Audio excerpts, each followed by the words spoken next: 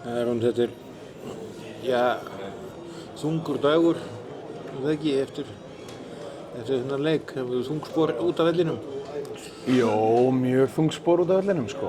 Og bara gærkvöldið og morguninn, nóttinn og allt þetta. Þú veist, það bara, maður kannast aðeins og vel við þetta. Hvað gerist þarna á þessum upphafskafla, sem leikurinn svona fer eiginlega bara úr höndum? Já, þessi fyrri hálfleikur, við bara spilum hann nákvæmlega eins og þeir vilja. Þú veist, þeir veið okkur í 50-50 sendingar sem við erum búin að vera góðir að fara ekki í og spila svolítið okkar leik. Og við bara eiginlega spilum akkurat eins og þeir vilja við spilum. Og það bara svíður að við höfum fallið í þá gryfju, sko. Og það eiginlega bara fer þetta, sko. Þú veist, það eitt að tapa boltanum og svo annað að tapa boltanum, eða annað að rétta þeim hann. Og þeir fá auðvitað mörk nánast í hver skipti sem við töpum honum. Og það bara, þú veist, það mátti ekki gera á móti svona þjóð. Næst aldrei upp þessi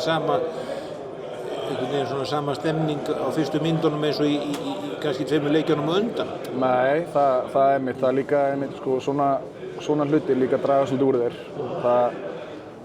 Þú veist, það er þetta og svo ver markmaðurinn allt hjá þeim og allt það dregur alltaf 1, 2, 3, 4, 5% úr þér, sko. Og veist, og við hefum bara eftir að vera sterkari andlega og betri handboltalega, sko.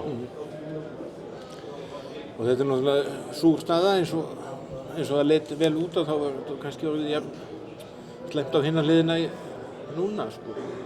Já, það leit vel út. Nú er þetta eiginlega ekkert þannig lagað í okkar höndu. Þetta þurfa minna að leika á morgun. Já, við mætum í þennan leik á morgun og ætlum að gera það vel. Bara proffar og þú veist, erum í landsliðstreyjunni og að sjálfsögðu gerum við það vel. En maður þurfa að treysta á einhverja aðra og tala nú ekki þú veist, þessi staða sem er komin upp, þá ætla ég ekki að gefa mér einhverja vonir, sko. Þú veist, ég ætla ekki að leyfa mér að lenda í einhverjum öðrum vonbrigðum, þá ætla ég frekar að vera bara vonlaus og ef eitthvað gerist stórkostlegt, þá bara tökum við á því þegar það kemur. Það er eins og þú segir, þú er náttúrulega staða sem hefur komið nokkru sinnum upp áður og alltaf biturt að ná ekki að brjóta einhvern ís eða brjóta ísinn. Já, það er það og líka svona, maður fer aðeins að rýna í þetta, þú veist, fyrra lélegir eða svona okkur fannst vera lélegir en samt alltaf einhvern veginn í líflína, sko. Núna, þú veist, vorum við svona á leiðinu upp og alltaf betri og betri fannst mér. Þú veist, við heldur ekki, sko, það er annað líka í þessu að þú veist, við vorum aldrei að fara að eiga fullkomið mót.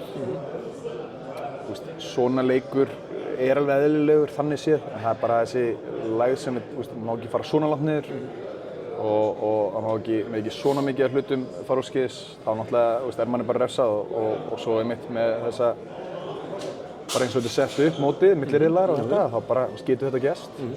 Og því miður að þá leiðum okkur að þá létum við þetta enda þannig, sko.